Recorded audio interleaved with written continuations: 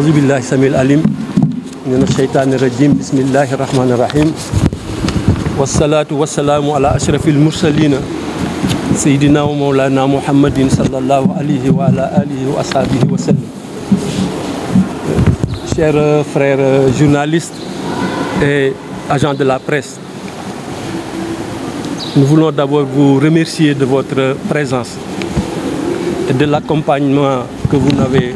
jamais cessé de faire à notre endroit. Depuis le lancement des préparatifs de cette 11e édition des Hadaratul Jumaati du mouvement Abnao Hadaratul Tijaniya. Comme vous le savez très certainement, cet événement, nous l'avons organisé par le truchement et la volonté de Seigneur Abdoul Aziz Sy Al Amine, qui avait vu au travers de cet événement une occasion de regrouper l'ensemble de la famille Tijaniya du Sénégal et de l'extérieur, mais également l'ensemble de la famille musulmane du Sénégal et l'ensemble des populations sénégalaises. Cette année aussi, nous comptons perpétuer cette recommandation du Moulay Abdoul Aziz Al Amine sous l'autorité de Cheikh Seydi Aboubacar Sy Mansour, Khalife général des Tijaniya. Comme vous le savez aussi, il avait donné mission au mouvement Abnao Hadaratul Tijaniya à travers son coordonnateur, bien son responsable moral, Abdou Fattah, avec le président ici présent, Khalifa Ababacar Sylla, et le coordinateur Khalifa Ababacar Fall, et l'ensemble des agents, l'ensemble des collaborateurs, en tout cas qui se chargent de l'organisation de ce grand événement. Et comme pour mieux respecter ces recommandations, cette année aussi, nous avons invité donc l'autorité Tijaniya du Maroc, ce qui nous a valu la présence de Chérif Mohamed Kabir At-Tijani, Khalife général du Tijan au Maroc, de Cheikh Zoubeir, Khalife de la Zawiya de Fès, actuellement présent à Dakar, mais également du Khalife des Tijan de Côte d'Ivoire, ainsi que 2 imams venus des États-Unis. Leur présence entre dans le cadre de la consolidation des relations spirituelles et culturelles entre les peuples. À cette occasion, le message attendu de l'autorité Tijani du Maroc est au centre des attentes du mouvement Abnao Hadaratul Tijaniya et de tous les participants. Cette Khadara intervient après le message éloquent du Khalife général des Tijani lors de la dernière ziara générale, qui nous a invités à intérioriser l'ensemble des recommandations donc du Moulay Cheikh Ahmed Tijani Chérif. Il s'agit en effet d'inciter davantage la communauté Tidjane à resserrer les rangs dans l'unité et la foi. Tel est l'appel qui sera lancé et s'adressera en particulier à la jeunesse pour la consolidation de la foi d'une nouvelle génération en proie à tous les périls de déstabilisation, de défiguration, de falsification spirituelle, familiale et sociale. Ensemble, nous bâtirons une communauté de respect des principes de la Tijaniya, basée sur l'élégance morale et spirituelle, et son ambition de parfaire le comportement de l'être humain. Le mouvement Abnao Hadaratul Tijaniya est résolument engagé dans la voie de ce grand précurseur dont la doctrine épouse les idéaux prônés par Sayyidina Mohammed sallallahu alayhi wa sallam. Notre engagement se veut le reflet de ces enseignements inspirés de Cheikh Ahmed Tijani et qui façonnent le musulman et l'écarte des déviations, autres tares et vices de la société. Le talibé Tidjane doit être en effet un modèle et un exemple dans la citoyenneté, le civisme, Et ensemble, nous serons aussi solidaires pour partager nos joies et nos peines. Ainsi, nous convions tous les musulmans à venir partager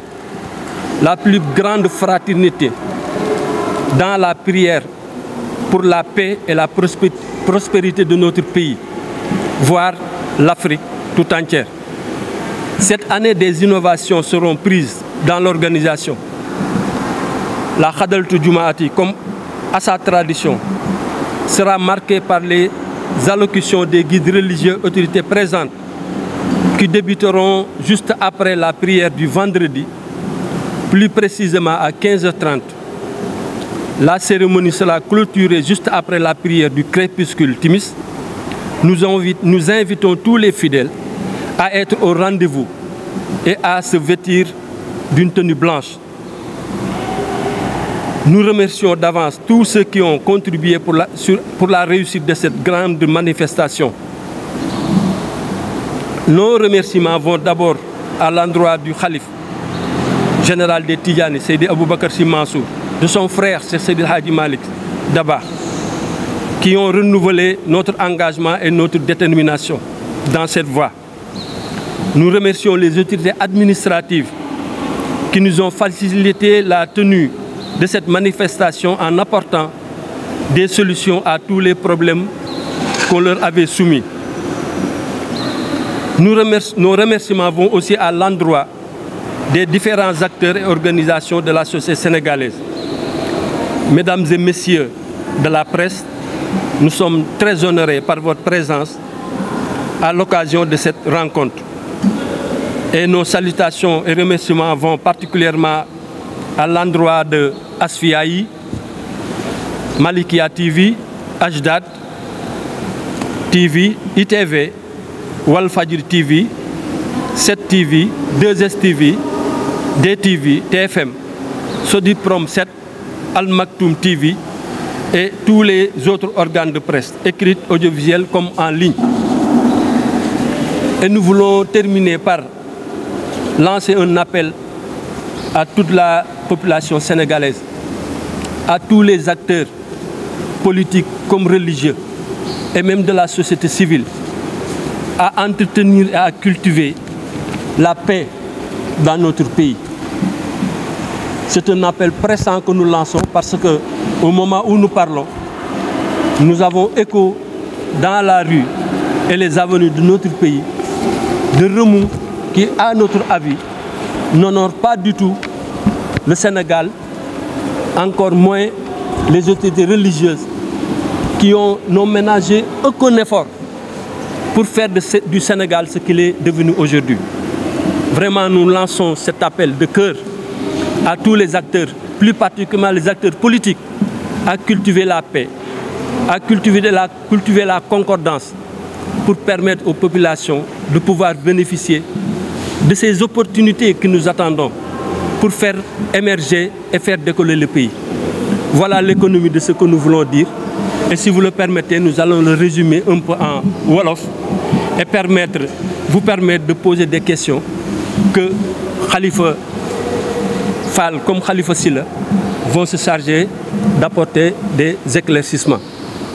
kon ñu ngi leen di nuyu bu baax di leen gërëm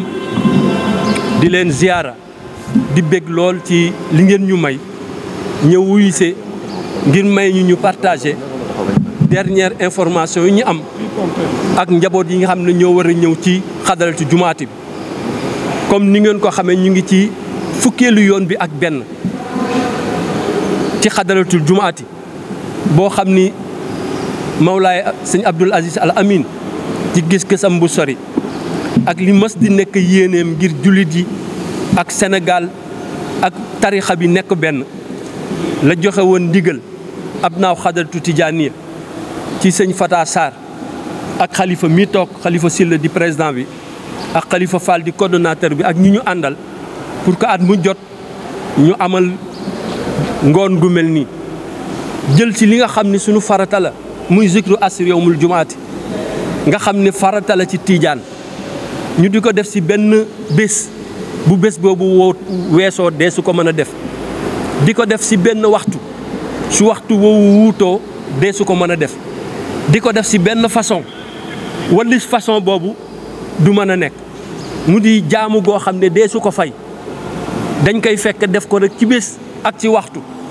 bu la wuutoo nga xaar beneen bés kon muy farata waaye itam muy occasion boo xam ni alquran yaxal na ni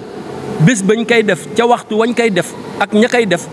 yonent bi daana woon sallallahu alayhi wa sallam bu ngeen doxatee ba romb géewu aljana yi toog leen fa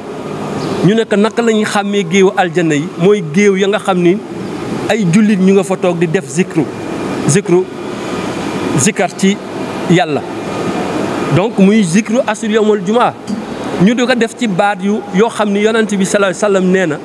nit waxul baat bu gën la ñu fay wax muy doog occasion boo xam ni wala jataay boo xam ni dañ ci yaakaar leer di ci yaakaar ay ngëneel di ci yaakaar ak yëkkatiku sëñ Abdou ne nag ne nañ ko def yaatal ko indi ko ci stade bi woo si képp ku ñu bokkal pas-pas ci tarixa bi waaye woo si itam képp ku ñu bokkal ci lislaam ak képp ku ñu bokkal ci yàlla ak képp ku ñu bokkal réew mi ñu àndandoor tollu yàlla ci waxtu yooyu ñaan jàmm si suñum réew ñaan fi tawféex ñaan fi aafiya daan ànd ak ñun nag di ko def di ñëw di ko defandoog ñun ba at mi mu mujj a dund ñëpp ne woon comme génnul dem gàmmu Ndar day du génn ñëw ci xadara bi waaye moo ñëwal boppam loolu nag nekkoon signal fort ne ñun ñi mu fiy bàyyi ne maa ngi leen ñaan ngeen continuer li nga xam ni moom laa leen sant fa tabaarakallah ñu ne ci tey ci fukki yoon week benn war ko amal nag aljuma suba bëgg a dimbali ko sunu mbokk yi dernier développement yi ci am ñu partagé ko ak képp koo xam ni day ñëw nañu ko daan defe lañ ko defee ñaanoon na buñ koy def kilifa yi jógee kër Cheikh na Tidiane ñëw fekke ko ba loolu yàlla may nañu ko tey xalifaam yi nga xam ni ñoo nekk Fès ak ñi nga xam ni ñoo jiite Tidiane ci Fès yàlla dogal na dinañu ñëw Chérif Mouhamad Kabir Tidiane xalifu Fès dina fi teew xalif Zoubair moom itam bi jiite Zawiya Fès dina fi teew yàlla dimbali itam ñu invité waale xalif bi nga xam ni moo jiite Tijaan yi nekk Côte d'Ivoire ak itam ñaari ay imam yoo xam ni ñu ngi jógee États-Unis ñëw fekk si fi ñi nga xam ni mooy branche mooy car mooy banqaas yi nga xam ni ñoo seq kër Cheikh na Tidiane yi fii si Sénégal ku mel ni sunu wayjur Thierno Bachir nga xam ne moo jiite xadara Cheikh Sidil Hadji Oumar di kilifa ñëpp ak ñi nga xam ni ñooy jiite xadara suñu baay Abdoulaye ba ca Kaolack ñi nekk Canaba ak fépp foo xam ni kër njabootu Cheikh na Tidiane ma nga fa waaye itam seq ko ak ñi ñu bokkal réew mi nga xam ne bu ñu bokkul école it ñoo bokk pas-pasu tasawuf nga xam ni mag ñi daanaka yiw wiñ ñu defal mënuñu leen ko fay te mooy fexe ba tënk ñu ci liy baaxal xol di yëwénal dund di joxe élégance morale ba dal gi nga xam ni moom la Sénégal gi am la def nañ loolu basang ba mu jekk ñu jël l'islaamu Sénégal teg ci kaw loolu nag la ñu rawee képp ku dul ñun ñu war a ànd sauvegarder loolu muy occasion tam ñu lancer appel ci ñoom ak seen i njaboot waaye itam lancer appel ci Sénégal gépp ñu ñëw ànd ak ñun bokk boobu événement bokk boobu géewu ñaan tollu fa yàlla ndax yàlla musal ñu ci ay musal ñu ci fitna musal ñu ci ndox musal ñu ci ay yiy wër nga xam ni ku ne jaaxlewul li Serigne Cheikh daan wax loolu li am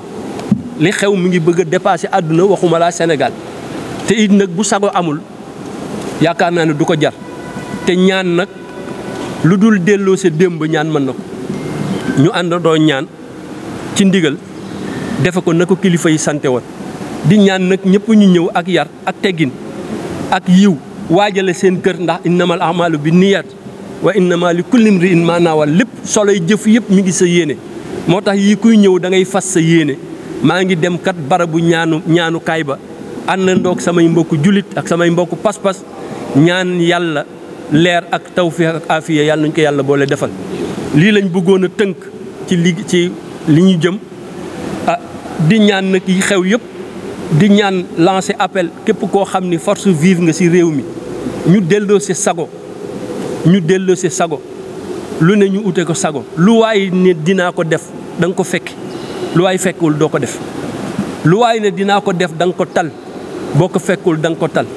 te it lu waay di wut jàmm moo ko gën ndax la rahmatullahi alayhi sëñ Abdou Lahad daan wax jàmm moom bu amul lu waay di def di nga ko teg ba jàmm am te jàmm nag dañ koy wotal ñu ñaan ñëpp ñu àndandoo wax jàmm di ñaan yàlla mu dimbali ñu ci kàttanam ci orma yonent bi barke Cheikh na Tidiane yàlla jàppandalal ñu jàmm ak tawféex dàqal ñu lépp luy ay di ñaan it bëccëg bi ñu fekk ko ñun ñëpp en tout cas ñu ngi fii ci stade Amadou Barry di waajal organisation bi ci incha allahu taala daanu ko def ndax ndigal la lu wér a wér di naan ñëpp ñëw ànd ak jàmm ak tawféex su ko defee ñu tënk li ci baatu wolof bàyyi leen li leerul te ngeen yëg ne war nañ ci intervenir xalifa mi ngi fi ñu leeral ko pour ñëpp bu ñuy ñëw xam naka la ñu war a def dimbalekunte nañu ak service de l'ordre yi ak autorité administrative yi ba ñu jàppandalal ñu ku ñëw am foo toog esplanade yeeg ku mën a indiwaale basang pour que bu fekkee ci biir dafa fees ñu dem ci esplanade yi mën a suivre foofu xadaratu jumaati bi dina am ay écran géant incha allahu taala yàlla nañ ko fekkee yàlla nañ ko tal asalaamualeykum wa rahmatullahi taala wa barakaatu.